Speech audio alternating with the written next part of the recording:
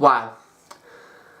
I am so glad the group stages are over, and I'm not just saying that in an abrupt way or in a negative way. I am so relieved that the group stages of the Europa League are over. Just the fact of, watching football on a Thursday night where you really don't want to watch football on a Thursday night and just seeing some absolutely trash games, even though we have won by 6-0 against one of the worst sides I've ever seen in European history.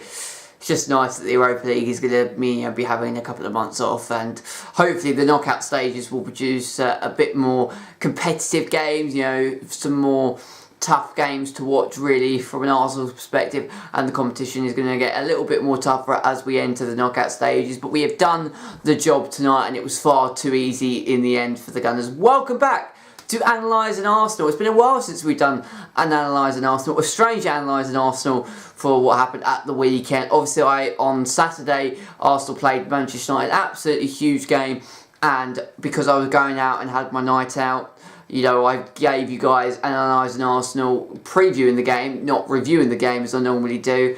And then I said to you guys that I would review the Arsenal-Manchester United game after, and you'll be able to see that on my Twitter. Completely forgot about that. Firstly, I was just so annoyed and angry after that game, and I just really went out to drown my sorrows. I knew that I'd be either going out to celebrate or drowning my sorrows either way, and don't worry, I drowned my sorrows plenty. I can tell you that for a good fact. I went out and enjoyed the night and just forgot about the game because I was so upset and stressed out watching that. It made my blood pressure go through the roof watching that. And I'll quickly just give you a brief idea of my thoughts to the game on Saturday before I give you guys my thoughts and feelings to the game at the Emirates tonight in the Europa League, which saw Arsenal dismantle Bate Borisov, the return of the pie, by 6-0. And all I have to say in terms of the Arsenal-Manchester United game is that how on earth did we not win, first and foremost? But when I look at it, and I have to kind of weigh it up in kind of two variants. First and foremost, I have to say that our defensive frailties in the first 15 minutes just absolutely punched up. You're up against a really, really good Manchester United side, one of the best teams in the Premier League at this particular moment. And, you make defensive mistakes in, the opening exchanges, you're going to get punished. We got punished from both times. 2 moments of, defensive frailties really, and just naivety at the back made the Manchester United score 2 really, really easy goals. And from that minute on, you're really in a perilous position. You've got an absolute mountain to climb when you're 2-0 down to Manchester United.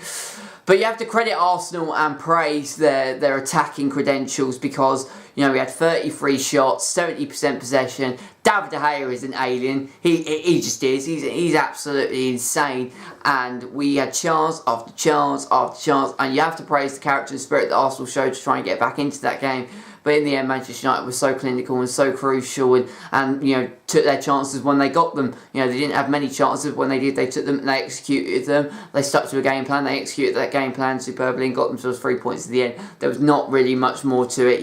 They had a fantastic goalkeeper. They created, minimal chances, but they scored and executed those really well in the end. And, when you're 2-0 down in the first place because of your defensive mistakes, you've really got nowhere else to turn. And, it was again naivety from Arsenal in those big games as well. But draw a line under that. The Arsenal-Manchester United game was a frustrating game, fantastic game to watch from the neutral point of view.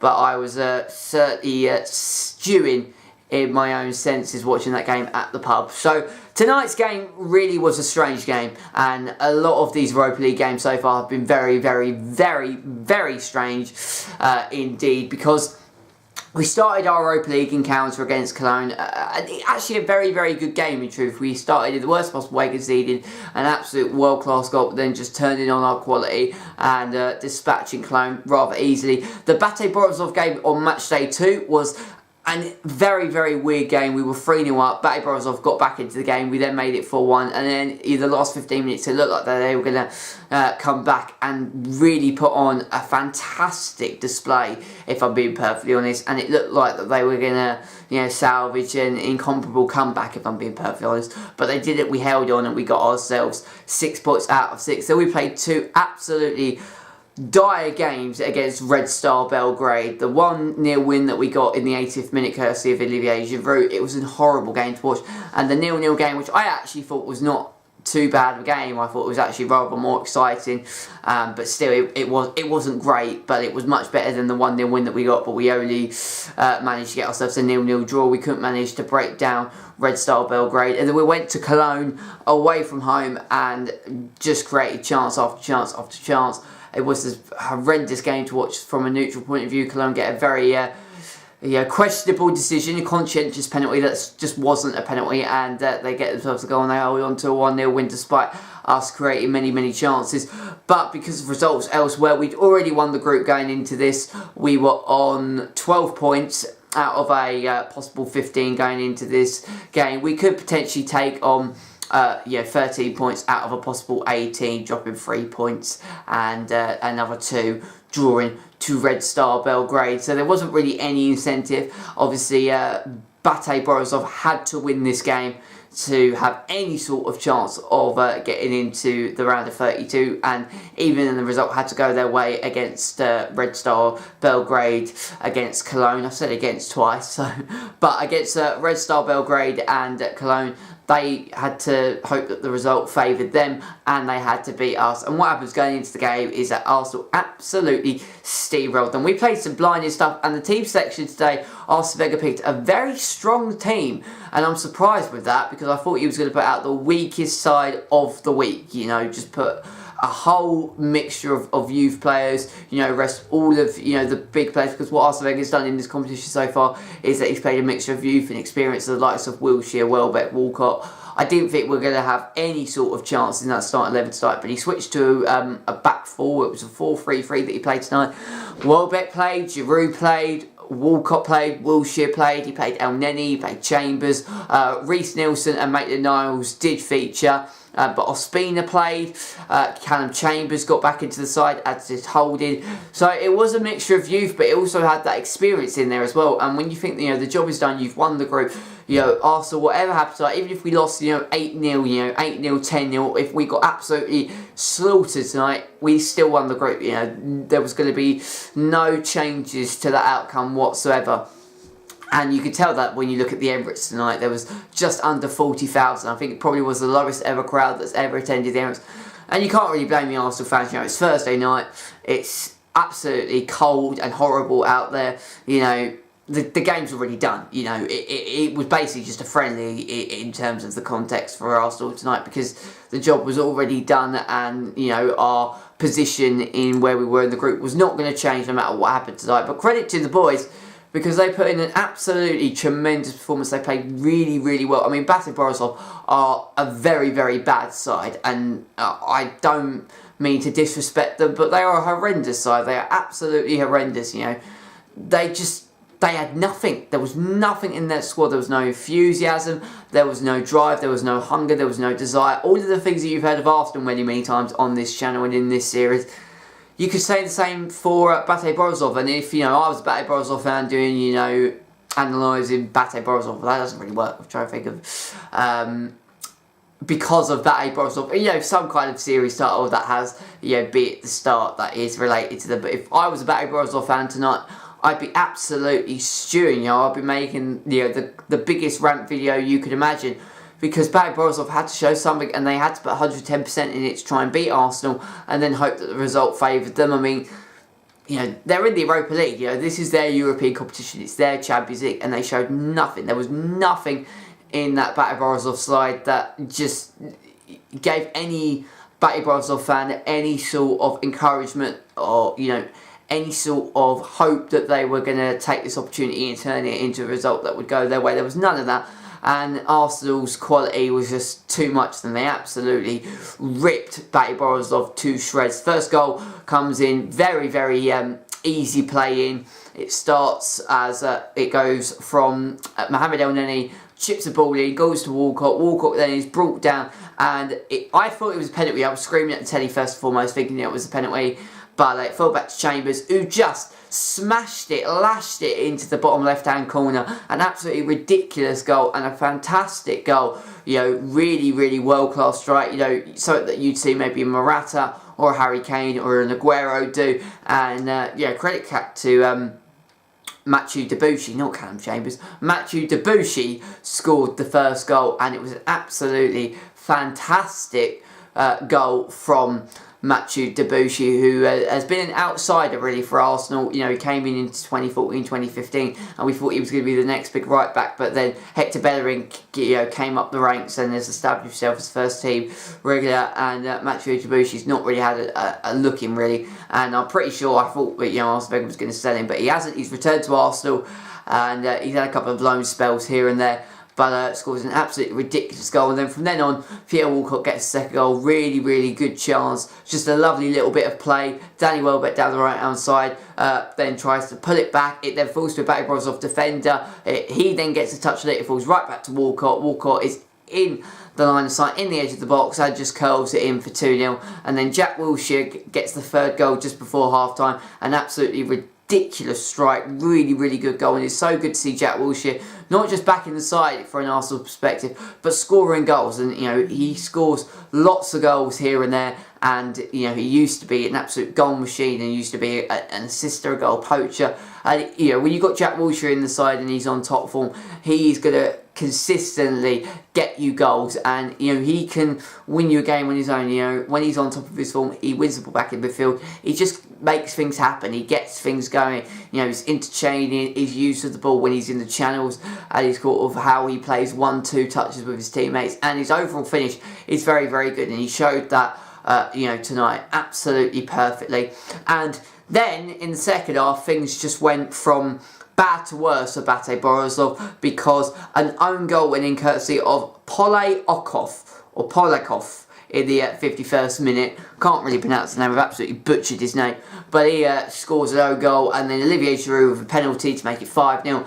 And you know, it's a bad night when Mohamed El Neni gets on the score sheet. And actually, Mohamed El Neni's last goal came in the Champions League round 16 second leg that we played in 2015-2016. So he hasn't scored since March 2016, but he gets on the score sheet today. And Arsenal end up with a comfortable 6-0 win at the end of it, and Bate Borisov go out of the Europa League. We finish as group winners on 13 points, dropping 5 points in the process. And we've done our job, and you know, credit to the boys tonight, because Arsene Wenger didn't have to put out a strong lineup. He could have put out a whole host of youngsters and we would have been happy with it because the job was already done. But Arsenal were professional, they got the job done, and they played some fantastic football in the meantime, quite similar to how Liverpool played yesterday in the Champions League. Absolutely just ripping apart Shakhtar Donetsk and was it Shakhtar Donetsk or was it CSK Moscow?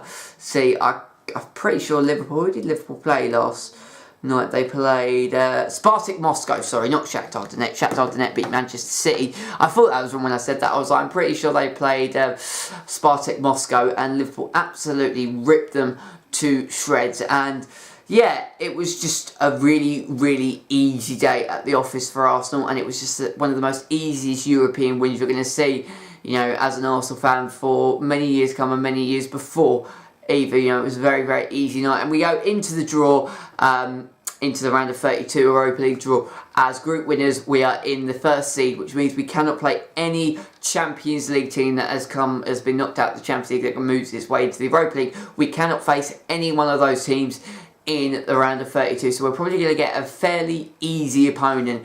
But the likes of teams that are coming into the Europa League, Atletico Madrid, Borussia Dortmund, you know, you've got the likes of AC Milan, Lyon. The competition is going to get much more tougher and much more intense for Arsenal, and that is when we probably need to play our strongest lineup, because we have to win this competition, really. You know, when you look at the Premier League, the top four race, it's going to be very, very intense, and it's going to be very, very tough to break into that top four. It's not a cert that Arsenal are going to get back into the Champions League this season, so we have to ensure that we, you know, put 110% and put all our eggs into the Europa League basket, because if we don't get into the Champions League but win the Europa League, we're already into the Champions League, just like how Manchester United did it last season.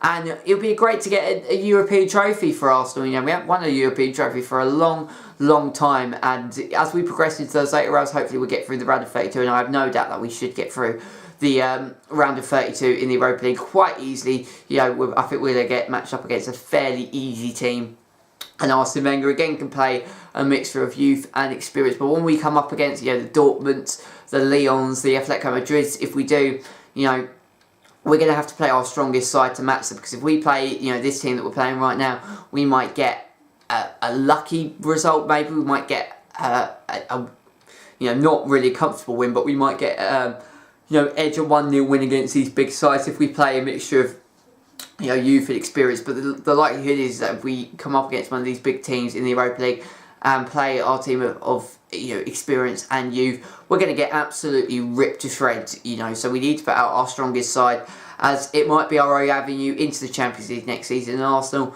are good enough to be in the Champions League. We deserve to be in the Champions League, and we've got to get back into the Champions League. Because even though I want to win the Europa League and put, you know, as much into the Europa League as we can, we want to be in the Champions League. Yeah, we don't want to be here. This is a BTEC Champions League, and even though I'll be great, and you know, it'd be great, and I'll be very, very happy if we win the Europa League, I want to be in the Champions League, and it just doesn't feel right Arsenal being in the Europa League, if I'm being perfectly honest. So we've done the job in the group stage. 4 wins, 1 draw, 1 loss, and the loss that we picked up against Cologne was, I ranted in that video because I couldn't quite believe that we actually had lost that, and against Red Star Belgrade it was just a poor game anyway. So, you know, I just wasn't really fussed, if I'm being perfectly honest. And tonight, I didn't really care what the result was, if I'm being perfectly honest, because the job was already done. But I'm actually proud of the boys and happy that they put in a professional and thorough job. They played absolutely superb. They wiped Bate Borisov off the field, you know, off the park. They were absolutely scintillating against them, and Bate Borisov were absolutely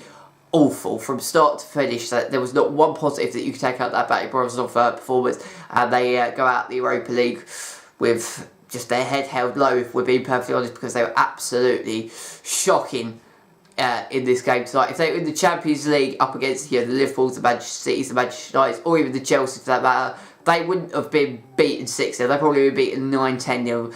They were absolutely just awful, absolutely awful. The Arsenal diminished them from start to finish, and it was a comfortable game nonetheless. So we move on, we're back to winning ways. You know, we were on a really, really good run after the Manchester City defeat, you know, coming back after the North London derby, beating Spurs, and then we got, you know, good wins against, you know, the likes of Burnley. We left it late, but we got the result done there, you know, losing against Cologne, but then after that we beat Burnley, we comfortably dispatched Huddersfield. We then lost to Manchester United, but now we're back to winning ways against, you know, Bate Borisov, and you know, we've been up and down really. You know, we go through a good run, we lose a game, and then we go through a good run again, we lose a game, and then we go through a good run again and we lose a game. You know, and between now and the end of the year, we need to win all of our games to kind of cement ourselves in that Premier League top 4. The Europa League is now done, and also we're into the Carabao Cup up against West Ham. So, you know, I really want to beat West Ham. I really want to go as far as we can in the Carabao Cup. So as long as we can keep winning and get wins under our belt, then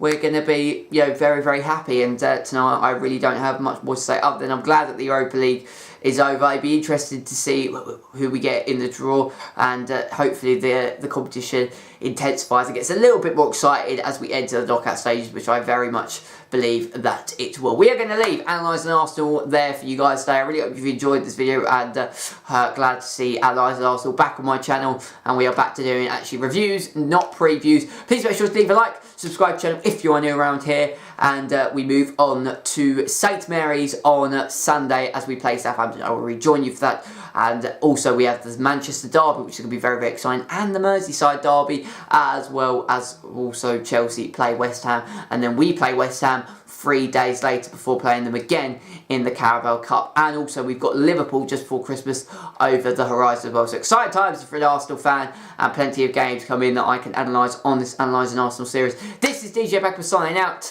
and take care, and I shall see you all later on to the round of 32 in the Europa League we go. Goodbye.